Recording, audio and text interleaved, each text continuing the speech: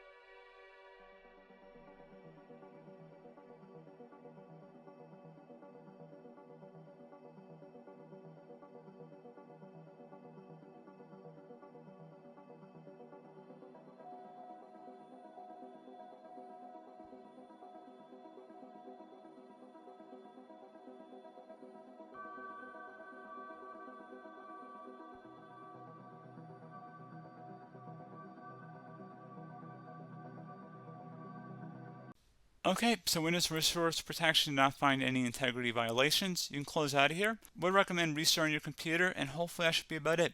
So as always, thank you guys for watching this brief tutorial. Do hope I was able to help you out, and I do look forward to catching you all in the next tutorial. Goodbye.